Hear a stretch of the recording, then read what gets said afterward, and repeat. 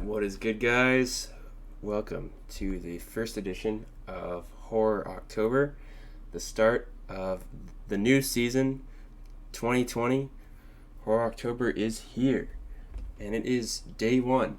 And as you can see, I have a movie right here that is upside down that I will show you that I just watched. And it is the first movie of Horror October, and that is The Return of the Living Dead.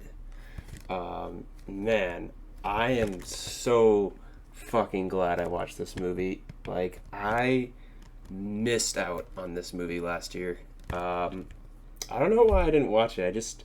I guess I just like wasn't in the mood for it, or just wasn't feeling it at the time. But either way, uh, this is an incredible movie. I gotta say, um, it's just so hilarious, and it's like it's like a giant middle finger to Night of the Living Dead for like a number of reasons, which I really appreciate.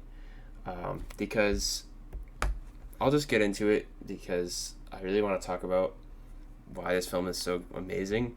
And the big reason is that Night of the Living Dead is very tame compared to newer age movies. It's black and white.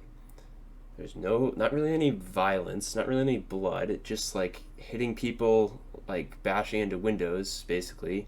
And yeah, there's no like nudity, no swearing, hardly, I don't think.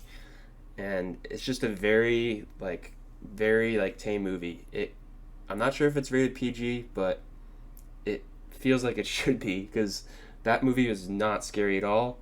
And even though it was super influential and was really had a really cool story and was fun to watch, it wasn't scary at all. And when I watched the movie, I didn't want to like I didn't want to like think that out loud, but like in my mind, I was man, this movie is so um, like not violent and just like super like super censored and super safe when it comes to um, things that could make a movie R-rated, I guess. And that's partly because the movie Night of the Living Dead, was made in 1968, and this movie was made in 1985 or 86. I think it was 85. But this movie goes to full lengths to prove that horror movies have progressed a lot when it comes to the ability to have like gore, nudity, like salacious nudity, and yeah, and they make fun of it. And there's also just a lot of like great comedy in general that's just like hilarious throughout. I just really enjoyed this movie through and through. The one thing that I will get out of the way, as far as like what I didn't like about it, is that they had this like whole bit on this one zombie that they couldn't kill, even when they like chopped him up.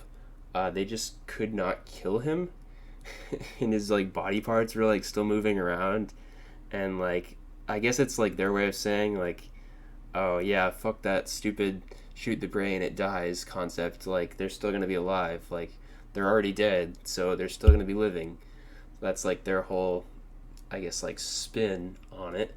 It was a little weird for that particular part, I thought, but overall it still went with the movie fine. The movie still flowed fine um, throughout, and everything felt like it felt like it fit in right. I feel like, and all of the people who played in the movie were relatively good. They all had unique roles, like very pretty diverse cast of like punk kids and older guy, and this guy who works in this crematorium, and um, you know this guy and his girlfriend, and just bunch of people. And also the black guy in this movie is a fucking legend. Like, he just is so clutch and just makes a lot of great plays, and you just love to see it. Like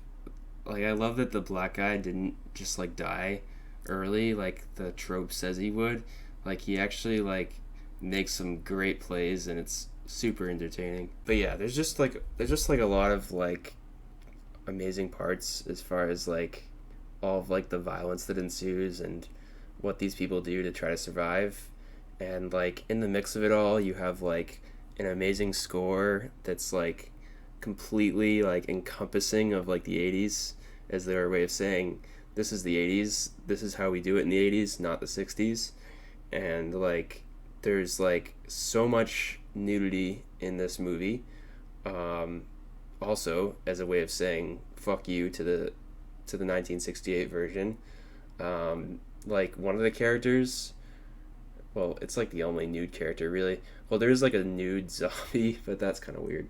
Well, actually, this character does become a nude zombie, but this one character was literally like nude for like more. She was nude more often than her character wasn't nude.